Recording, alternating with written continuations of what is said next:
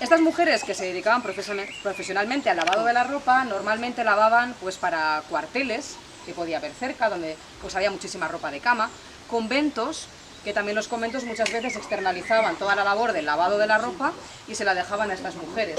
Y en el mundo rural, y en lugares como Troconiz, que está cerquita de Vitoria, pues también era muy habitual que muchas mujeres del mundo rural se fuesen a las ciudades, aprovechando pues normalmente que algún mozo del pueblo o algún familiar también tenía que viajar a Vitoria pues a vender verduras o a los mercados que se desarrollaban allí, aprovechaban el viaje, cargaban pues con la ropa, ¿no?, que tenían que entregar en la ciudad, y allí volvían con ropa nueva que recogían en esa zona de la urbe, ¿no? Entonces lo que normalmente hacían era ir, pues por ejemplo los lunes, se hacían una ronda por todas las casas donde la gente les daba sus prendas, tomaban nota, ¿no?, por duplicado. Primero se quedaban en la casa, pues qué prenda les habían entregado, ellas se llevaban otro duplicado para que luego todo volviese de nuevo al mismo lugar, traían de vuelta esa ropa, las lavaban aquí, en los lavaderos rurales cerca de las ciudades, y cuando estaba lista, a los 3-4 días, regresaban de nuevo y entregaban esa ropa a sus clientes. No os penséis tampoco que era un trabajo muy bien remunerado. De hecho, estaba bastante mal pagado, y a eso tenemos que sumar que eran ellas las que se encargaban de pagar los cestos, crear los jabones, hacer las lejías. Todo ese instrumental que necesitaban para su trabajo cotidiano también recaía en ellas. Entonces ellas eran las que tenían que poner ese dinero a la hora de realizar esa función. Aún así, y a pesar de que no tenían muy buenas condiciones laborales y de ser un trabajo durísimo, estas mujeres pues consiguieron salir adelante gracias al lavado de la ropa y a la creación de espacios como este. Y es que además lavar la ropa, aparte de ser poco lucrativo, también era bastante peligroso. De hecho, para que os hagáis una idea, el ilustrado Jovellanos, ya en el siglo XVIII, decía que uno de los peores trabajos y más duros que existía en su tiempo era precisamente el de lavar la ropa, porque suponía que las mujeres estaban en malas posturas, tenían que cargar con muchísimo peso, tenían que, ya sabéis, en invierno, incluso cuando se helaba el agua del lavadero, tenían que romperlo con sus propias manos para poder meter las manos allí y poder aclarar la ropa. En verano estaban completamente expuestas al sol, con lo cual pues también les podía generar eso, quemaduras en la piel, etc. Entonces tenía muchísimas enfermedades asociadas, como reuma, o podían coger neumonías, o pues sobre todo la artritis, ¿no?, la famosa artritis y la deformación de los dedos de realizar ese trabajo manual tan ingrato y tan duro. O sea que siempre se ha reconocido que era un trabajo durísimo, pero al mismo tiempo se asumía que era algo absolutamente necesario. Sin embargo, las mujeres no siempre utilizaron espacios como los lavaderos para poder realizar su labor. De hecho, los lavaderos, casi todos ellos, son de finales del siglo XIX o incluso principios del siglo XX. No estaban aquí desde los inicios de Troconiz. Los de la zona de la Llanada y los de Urdaiz-Gauna, más o menos, ya es pues a partir de la década de 1870, 1880, 90, es cuando empiezan a construirse esos espacios. ¿Dónde lavaban las mujeres anteriormente a esto? Pues aquí lo tenemos cerca, ¿no? Lo estamos casi oyendo, en el regato de agua, que normalmente siempre había cerca de todas las localidades, siempre estaba cerca de los núcleos de población. Cuando las mujeres iban a lavar a los ríos, normalmente lo hacían en un lugar que estaba un poquito más apartado, primero porque muchas veces cuando estaban aclarando la ropa, contaminaban un poquito las aguas, ¿no?, con los jabones que utilizaban o pues con la suciedad que salía de las prendas.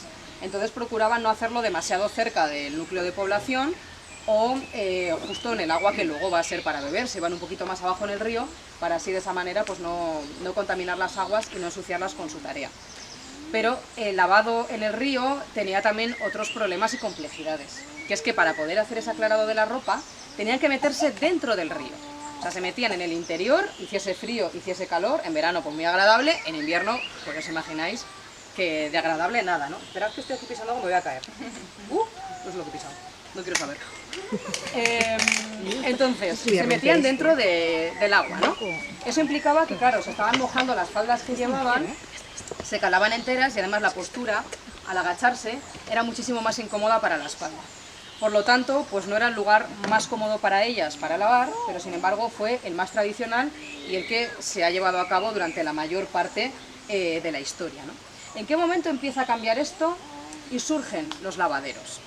Bueno, pues surge con una innovación tecnológica, que es la traída de las aguas al centro de las localidades. Es decir, las primeras fuentes que hay en el medio del pueblo. La traída de las aguas es una labor bastante complicada, sobre todo porque muchos pueblos igual están en un alto. El hecho de que estén en una zona alta hace que subir el agua hacia arriba pues se complique un poquito más. De hecho, por ejemplo, tenemos el caso en la llanada de Salvatierra Agurain.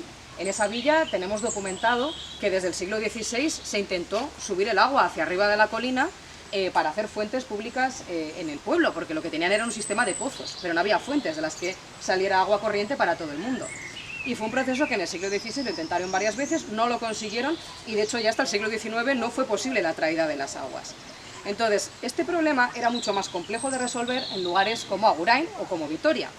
Porque claro, si hablamos de grandes núcleos de población, llevar el agua al centro de las ciudades implica que tienes que abrir muchas calles, hay casas que pasan por el medio, es decir, no es nada fácil poner un sistema de canalización de agua cuando ya está todo construido.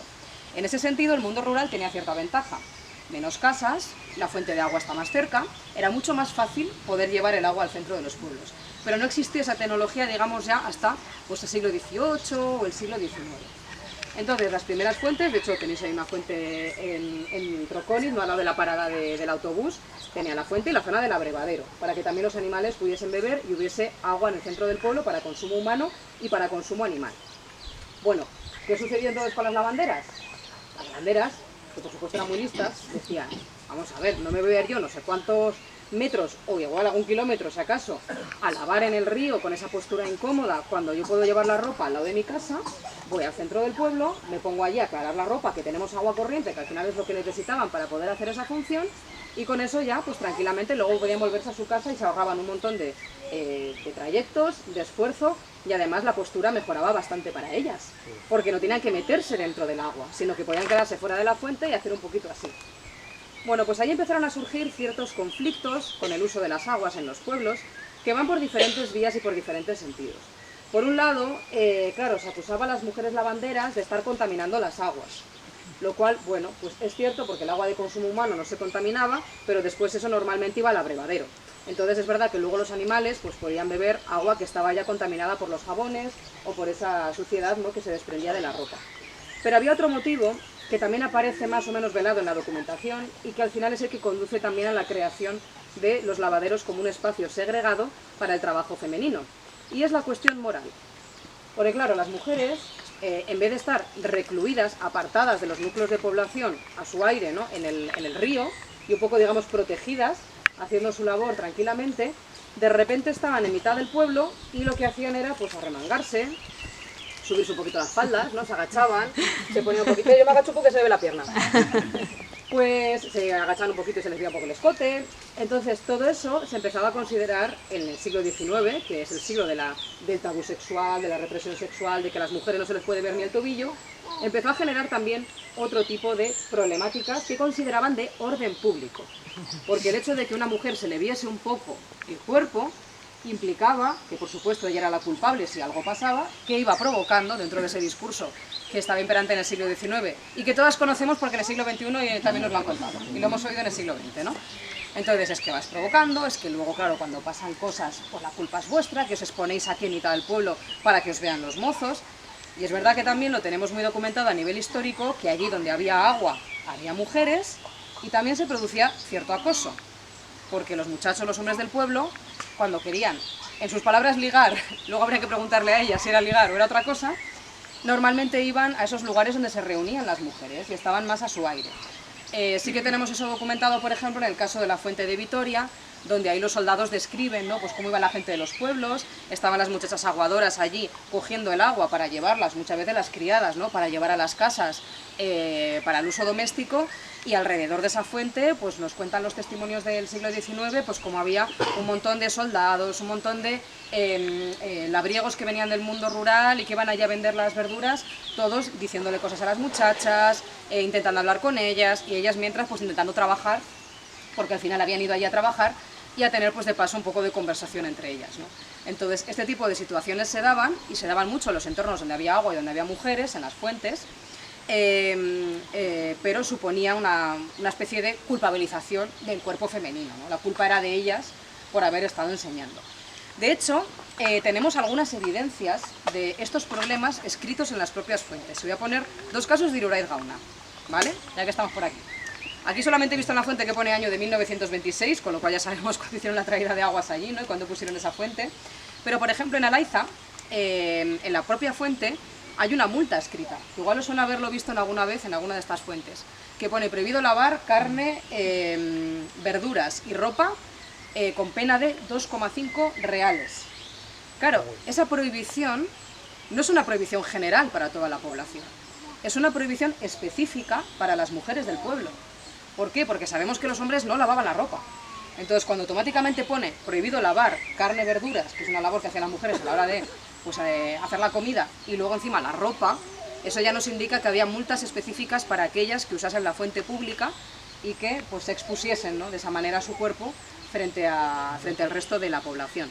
Y tenemos otro caso en Arrieta, que hicimos el homenaje a las lavanderas hace no mucho, ¿no?, hace unos poquitos meses, donde ese caso yo, por ejemplo, no lo conocía, pero ya fijándonos un poco mejor en la fuente, que estaba un poco rehecha, ponía también prohibido lavar ropa. Un poquito más disimulado, pero ahí ponía también esa prohibición. Es decir, que en el propio municipio de Uraiz Gauna se ve que estas prohibiciones se hacían efectivas a las mujeres. Entonces, claro, frente a este problema, que empezaba a ser un problema de higiene y un problema moral al mismo tiempo, decidieron a finales del 19 construir un espacio segregado, que estuviese normalmente protegido por paredes y por techo, para que las mujeres pudieran realizar ahí esa labor sin que su cuerpo fuese visto. Muchas veces también en el mismo centro de las localidades, porque el lavadero está en el centro, pero ya están más resguardadas, están más tapadas, o en este caso, pues fuera de la localidad también, pero con un espacio que estaría un poquito más protegido.